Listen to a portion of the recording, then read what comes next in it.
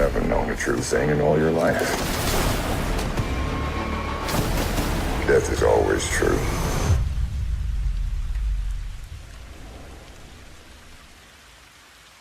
Welcome back to another episode of Into the Westworld. For some reason, I'm hosting again. I was selected to host again after last week's disastrous results, but I think it's just because everyone loved your intro. Oh, it was just, we got many text messages over the internet, even a comment on YouTube.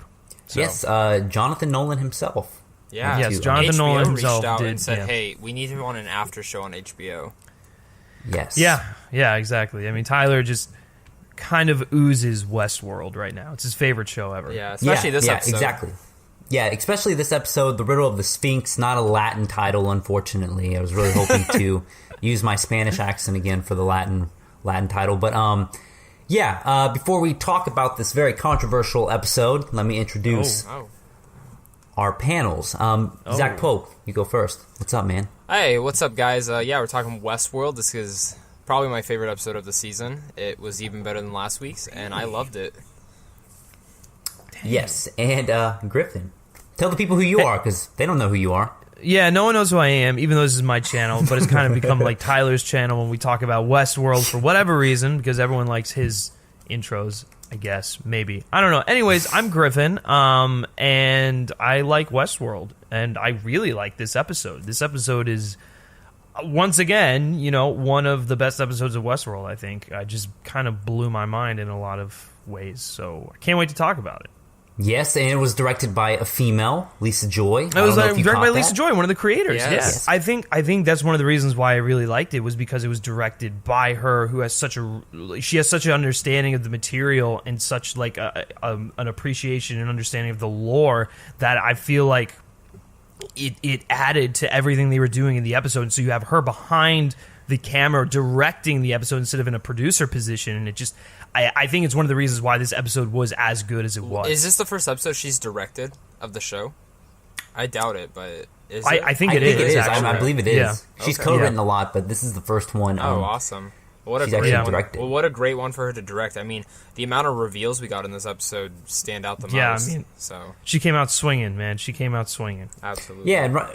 Yeah, and I'll just introduce myself real quick. I'm Tyler Tompkins. You may or may not know me. I am in control of this whole Westworld podcast now. It's totally mine.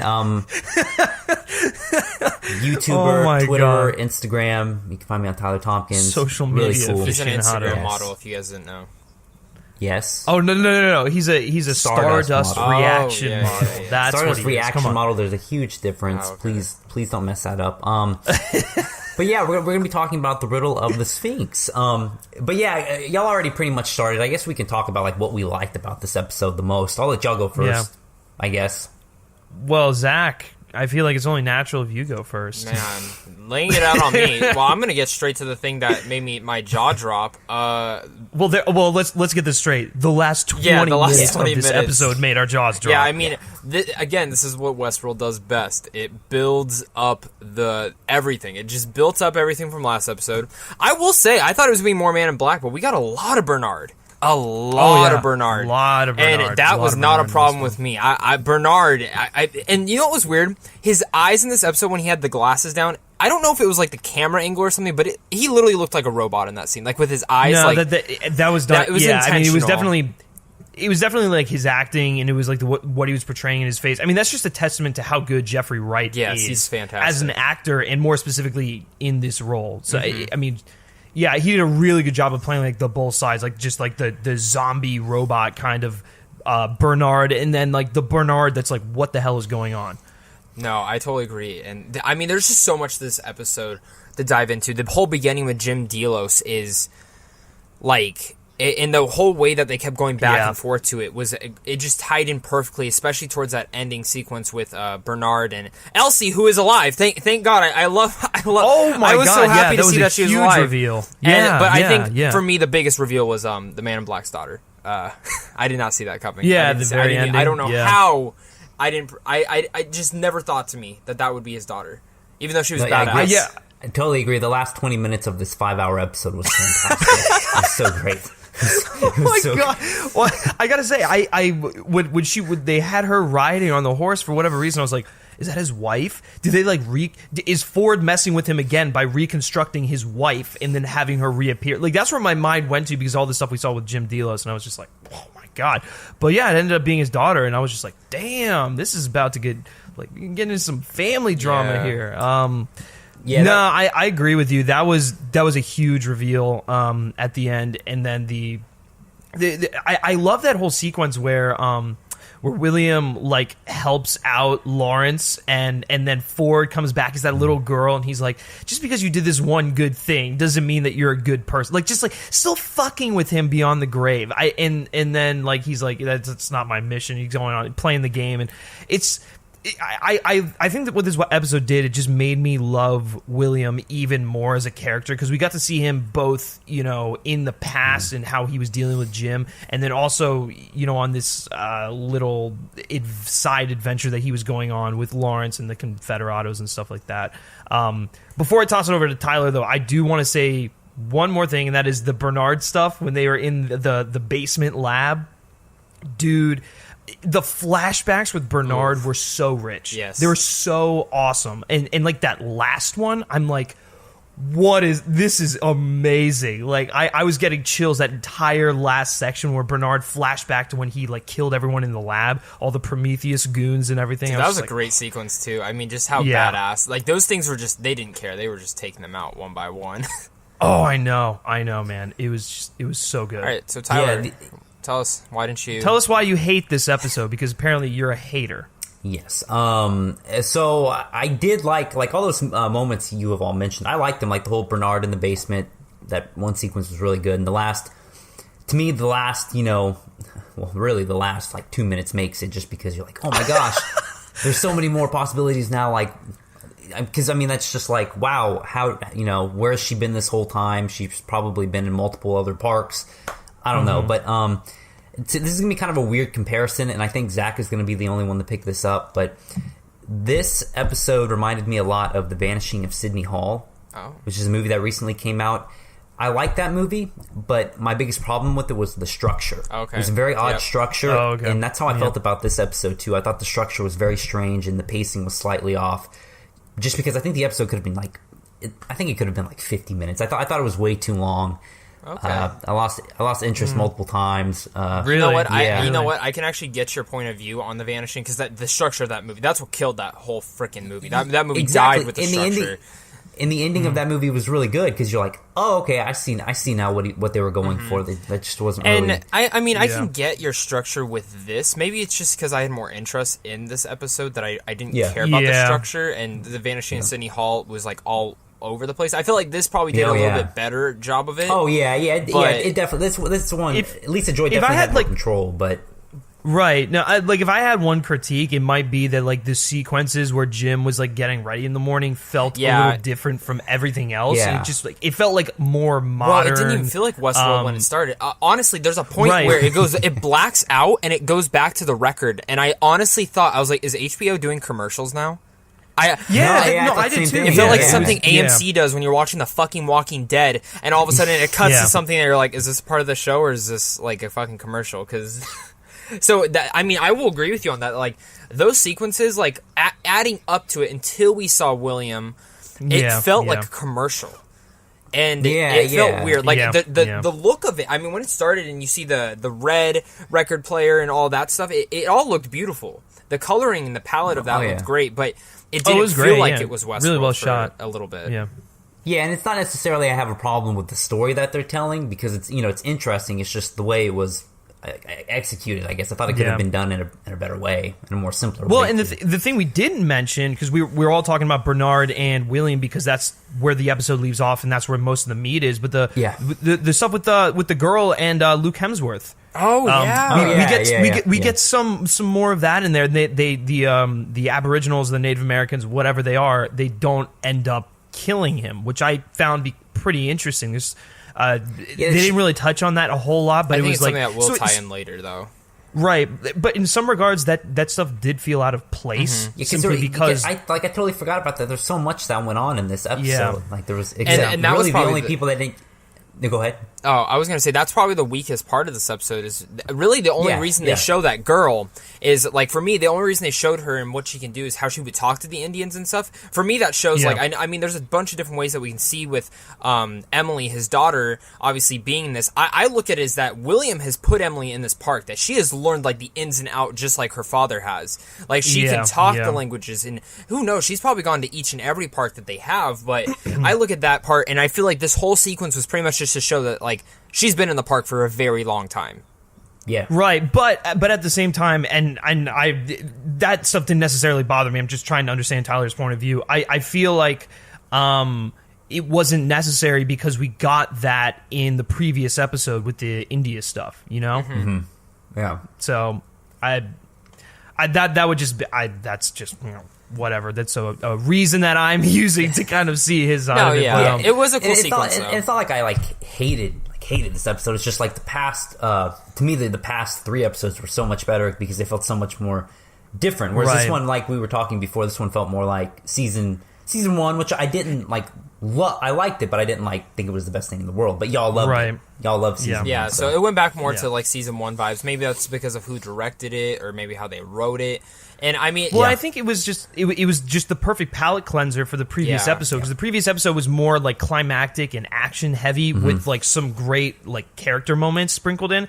This one was more traditional season 1 Westworld, a little bit more philosophical, a little bit more. Well, I mean, they pose the question of immortality, of people living forever by putting their minds inside of a host, and we see William when he's like an old man, and he's like, we tried this 100 and some times, and it's just like your brain just can't like keep up with the body. And then we think that that's the end of it. Then we get the reveal that Jim is still alive, so it does work. The putting the brain inside the body does work, which we're going to get into theories, I'm sure, later on, but my theory is this 100% confirms that Ford is alive 100%. and that his brain is in some sort of body or something, because he's perfected that formula or something. Well, it's like they're building up to that. Like, this is only episode 4 out of a 10-episode season. So it's crazy. The fact, like, for me, it feels like I'm already exhausted enough, not in a bad way, but exhausted enough, and it's like, it's only episode 4, and we're going to episode 5, and it's like, I feel like I've already watched like 5 hours of this or even more than 5 hours of this content, and been in this world already, because it sucked me in. Yeah. Like, this season has done something better than the first season's already done, and that is put me into this world, and really just, when I'm watching the show, everything else is off in the world. Like, it's just, I'm only focusing on this show. And well, and the other thing that this season has done really well is it's gone a little bit more beyond the typical just philosophical artificial intelligence kind of thing. Like, it's delved a little bit deeper into different avenues of that, into like, you know, the hosts, battling against each other. Well, not necessarily battling, but ideologically not on the same page. And then we've got, you know, them posing immortality through like your brain being put in an android. So like they're going different avenues instead of just the surface of what is consciousness and stuff like that we got in season 1. So it's the perfect way to expand upon that stuff that they started with in the first season. Yeah. And going back to the immortality part, this is something I wanted to bring up. We obviously haven't seen Charlotte Hale really that much, but with her character, Peter Abernathy, everyone wants to get this guy. I know there's a lot of... I kind of have the feeling that, like, what if there's something in his mind that he's carrying that can actually crack the code for that immortality? Well, I think Bernard... he got something from the lab, but we don't know Yeah, he what got it something is. from it, yeah. Well, yeah, what was that little ball thing? Do we know? Do we have any ideas? I think it's just another piece of the code. I mean, it's going to end up going to Ford. I feel like all these storylines are going to end up tying in one way or another towards the end of the season. Well, and Bernard specifically, it really looks like Ford has programmed Bernard to... I guess maybe help with his resurrection or something like that. Yeah, and I feel like this episode kind of gave us a glimpse of, is Bernard going to be free? Is he like a free man? And I think it's just leading up to him now. He's still a slave to Ford. I think Ford is still pulling the strings with him. Yeah, and I hope there's like some sort of closure at the end of season 2, because so far, I mean, we always like... I feel like each episode of season 2 so far has been like... it's like a curveball has been thrown. It's like, oh, you have theories about that. Well, here's a new thing we're going to be talking about. You know what I mean? So and then this one's like all about. Well, I guess the whole show is like, what is consciousness? But this one's like, you know, putting human mind inside of the robot, and you're just like, oh crap, you know, because you see Jim Dalis go all crazy, and I mean, who know? I mean, Ford is probably alive, but you know, who knows what's going to happen now? Right, but does it even matter if he is alive, because his consciousness is still ingrained into the park? We see when he's like messing with William and stuff like that. Yeah, I know, that's the thing. I don't.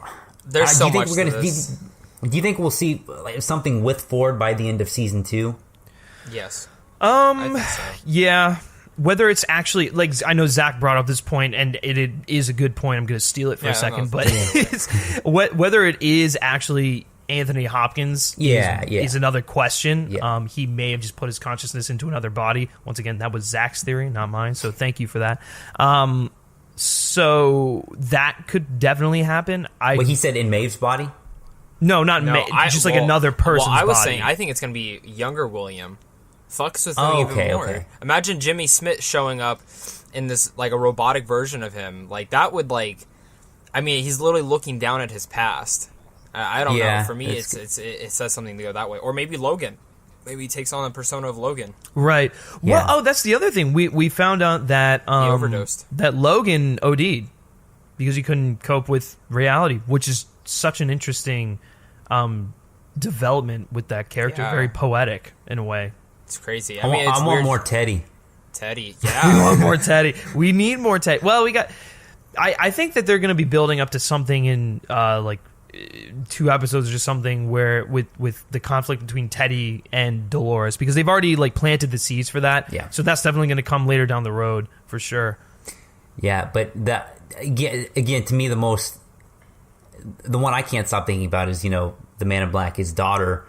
That's just... I can't wait for them to develop that more, just because I have so many questions with that part of the episode. Yeah. To me, that was the most interesting part, because, like you said, she was able to communicate with the Indian people, so that means she's obviously been in Westworld before. Well, here's the other question I want to pose to you guys. After this episode, do you think we have a better idea of what the secret weapon is in the park? It's a dragon. I'm still saying it's a dragon. Is it a dragon? Yeah. Yeah, Zach's right. It's a dragon. I mean, 100%. You never know. What else could it be? You never know. Maybe it's a giant Anthony Hopkins. Yeah, interesting. I don't know, man. Like I said, each episode, like, I think I have an idea of what the weapon might be, but after this episode, I have no idea what it is. I don't know. Right. And I feel like it's going to be that way for after every episode, you know, until the very end, unless they, you know, hopefully they show it. But it's going to be like a button from Ready Player One. You press it, the whole park shuts down. Oh my god, it blows up the entire park. I don't think I know what it is, but I think that we have a better idea of why they were collecting data on each person. It wasn't just to give them a more immersive experience. It was for when the time came, they could potentially put their consciousness into another host. Exactly, because we were thinking maybe we were talking like, ooh, maybe it's like the blackmail people or something, you know, like bring in hosts into the real world or whatever. And that could still be a part of it. You never know. Yeah, it could still be a possibility. I mean, there's a whole lot, there's a plethora of reasons why they could be data mining people. I mean, there's so many different like ideologies that every single character has going through them that they want. So like, there's so many different possibilities. All these possibilities could be completely right. It's just different characters wanting what's what. Right. I thought that was a nice jab when William decided to kind of like terminate Jim. He was like, "You're a shitty person. We're better off without you. You have nothing left, so we're just gonna lock you in here and kill you." Yeah, I mean that was just like that was the 117th time or whatever. I mean at that point, you're just I know like, he was fuck it. It's done. Right. It's I mean, and from what we've seen of him, it's just like, you're not worth it. The fact that they even tried over 100 times is mind blowing. But it kind of just shows the progression of William's character a little bit, just like how cynical he's gotten and how just like he's so much more like aware of everything in the park and just. I mean, it's just like him maturing as a person, but it's just very interesting. It's just crazy still to go into like how much development that William actually had within this park. Like that's what's crazy to me. I mean, the first season I would have never guessed that. I just thought he was a guy obsessed with it. That's what they portrayed him Right. as. Well, that's and he still is. That's the he beauty still of the is show. obsessed with it. But I mean, not even that much. And I will even go as far to say is like this. Do we know what year Westworld takes place in? I don't think so. If you are a Westworld fan, which I would hope you would be if you're listening to this podcast, please let us know if we actually do know. Because I can't remember. I mean, the fact that we saw William when he was younger, and obviously those were like the early years of Westworld, but wherever they're at now in time frame is must be way in the future with everything they're showing and stuff. Yeah, I agree. That's another thing, the timelines, man. Oh yeah, I will say the timelines. I'm kind of getting a little bit confused now. Especially with Bernard, I'm like, okay, where is he? Yeah, where was he with Charlotte Hale? I'm trying to think, was the beach before this? Was it out? I'm assuming the beach is after, but I'm like, where? I wish they would have. So we have not. I don't think we've. You think we're still on you think we're on Well, we haven't gone too far off the timeline. That's the thing with this show. That's one annoying thing I don't really like is because that can mess everything up. Well, I don't think we've gotten to the whole beach stuff No, yet. not to yet. be honest, but yeah. I'm just confused as okay, where's Charlotte Hale? Where's Bernard in this? How did they split up? Well, where's William in this? Where's Charlotte is with the Delos yes. Operatives right now. She's she wasn't in this episode, but she's with them. So is somewhere else. William in the same timeline as Bernard was in this sequence? Because I'm assuming he is because obviously he met up with the Confederados, so whatever. Yeah. So. Yeah, so I mean, you heard him talking to them about how Dolores or Wyatt betrayed them. So obviously, it is in the same. I love how he's good girl. Yeah, right. Yeah, that was awesome. Yeah. It's fucking great. This episode just had a lot of stuff to it that adds on and more. And I know you guys didn't watch the preview, so I'll wait till you guys get to and then when we do the preview episode. But next episode, I'm really fucking excited for, even more than this episode. I mean. Right, once again, last episode we were talking about it. We wanted to see this episode immediately after, and now I want to see the episode 5 immediately after this, just because of the cliffhangers that they leave. And leave for us me, on. it's I wonder how much they're going to touch on with this cliffhanger because we didn't get any Dolores or Maeve, and obviously the last episode left a big cliffhanger on Maeve with the samurai running at them. Right. So right. I mean, I'm gonna let you guys watch the preview, get excited for it. But for me, I have my predictions on what's gonna happen. But this episode was very strong in a lot of ways, more philosophical than the other ones, and a lot of build up. I think this episode is gonna play a heavy hand into the rest of the season, just like every other episode has so far. But especially with the reveal with this being his daughter, I think that goes more the further that I do not think William will make it out of the season. I think he'll die by the end. Interesting. I think I think something's gonna happen. He will end up dying. I think we'll get more of a relationship between him and his daughter, and maybe he'll try to make up for it by the end. And maybe he will, maybe he won't. But I think that's gonna be a big part of the last half or the last back half of the season. Yeah, I would say I guess if I were to give my closing thoughts, I would say I'm glad this episode is out of the way because in my mind, I knew there was going to be one like this in season 2. So to me, next episode is going to be kind of how the previous episodes of Westworld season 2 were. So I'm excited to get the next week's episode, especially with the last 5 minutes with the big reveal. It was really good. So yeah, well, I know Tyler, you weren't a huge fan of it, so that's okay. You can just go, sit in your corner for a little bit. I really did. I thoroughly enjoyed this episode. I think it added to the mythology. It developed William even more. Developed Bernard's motives this season even more. Well, maybe not his motives, but just gave more clarity to what's kind of going on with him and his malfunctions. We got those awesome reveals, which I absolutely loved. I was texting Zach. I was like, I think I said, "Oh my god," at least 15 times in the last 20 minutes. Just something kept happening after another. Something else I want to just quickly bring up is this was a very well shot episode. Oh yeah, it was. I mean, this should be no surprise coming from this show, but it was absolutely gorgeous. Especially that last kind of shot of them riding into the sunset with Ramin Djawadi's score playing. That was God, that was awesome. Good. But overall, I think this is probably my. I'll say second favorite episode of the season. I think I preferred last week's episode a little bit more, but this episode really brought it back to the feel of season 1 and gave us a lot of holy shit moments, which I love in Westworld. So Yeah, it's good. It all Beautiful. worked. It all worked. it did. So Tyler, you get to close out the show now. Yeah, you done. I guess Zach, you already gave your closing thoughts. So Yeah. Pretty much. Okay. But yeah, that was the Riddle of the Sphinx. It's over. It's done. We never have to watch it again unless we go. We start from the beginning and watch the whole show through. But no, I'm excited for next week's episode. Griffin, tell the people where they can find you. Yeah, you can find me on this YouTube channel, Men vs. Movies, where we do movie reviews, podcasts like this, and we let Tyler do his little shenanigans every now and then. And if you guys like me specifically, you can always find me on Twitter at Griff Schiller. And yeah, go support this podcast on iTunes. Yes, I'm realizing I should have let you close last because it's going to be kind of awkward with me closing. But No. But see, it's you see, perfect. well. Now the thing is, now this is practice for you. Now you have to convince the listeners to subscribe and rate the show on iTunes. I like that's that. going to be fun. I like That's that. gonna I be like really that. fun. Zach, go ahead.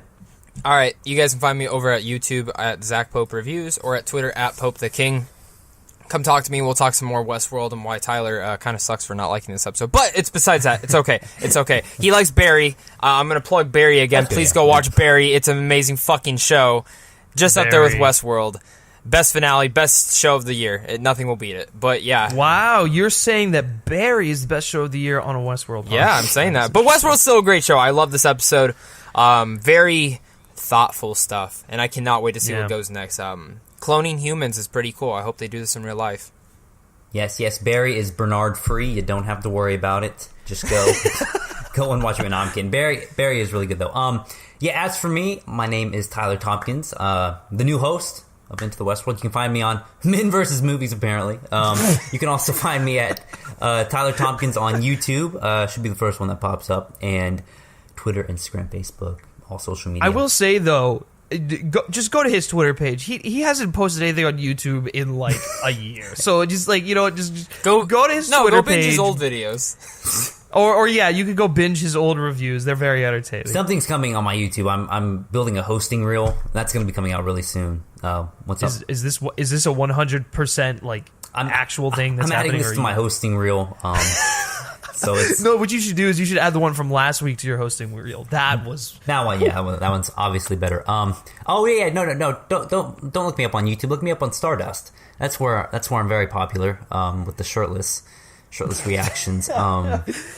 But yeah, if you like Into the Westworld, which I really hope you do, please give it a thumbs up and share it. It's very important to us. Yes. Griffin always tells us the show is actually doing pretty good for a couple of guys who've never done something like this before. it actually is. It's kind of blowing my mind. But Yeah.